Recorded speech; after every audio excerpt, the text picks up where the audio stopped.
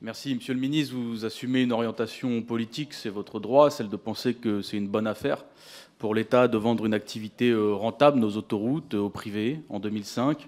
Ce qui a par ailleurs, selon la Cour des comptes, privé l'État de 10 milliards d'euros dans cette affaire, sans compter maintenant les intérêts qui explosent. Par ailleurs, en termes de transition écologique, je ne vois pas en quoi le fait que ce soit Vinci qui gère ces autoroutes ferait que la planète va mieux que si c'est l'État.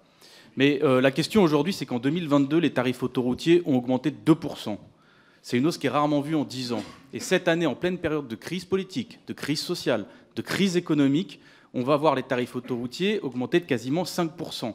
Et vous avez raison dans ce que vous dites, le rapport de l'Inspection générale des finances de février 2021 le dit, vous vous êtes trompé. Vous vous êtes trompé sur la rentabilité attendue des concessions.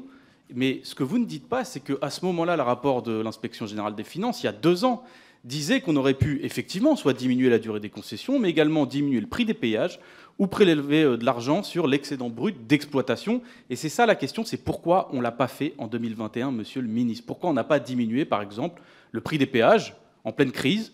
Parce que, selon le rapport, ça représentait, par exemple, en 2022, une économie de 21 € sur un trajet Marseille-Toulouse ou Paris-Lyon. Et je le dis ça parce que tout ce qui a trait aux concessions autoroutières est flouté et caché. Je rappelle que la presse, monsieur le ministre, vous a accusé, vous, d'avoir enterré ce rapport. De la même manière qu'en novembre 2015, l'État avait refusé de communiquer l'accord de protocole avec les sociétés autoroutières. C'est un citoyen qui a fait alors saisir le tribunal administratif de Paris, qui a ordonné la communication du rapport à l'État. Mais le ministre de l'économie de l'époque, parce que vous parlez beaucoup de Madame Royal, mais monsieur Emmanuel Macron, aujourd'hui notre président, s'était pourvu en cassation pour faire casser la communication du protocole. Donc vous comprendrez quand même un peu notre saine prudence sur ces sujets-là. Et dernièrement, dans le code de la commande publique, les concessions de services publics doivent faire en sorte que le privé assume les risques d'exploitation.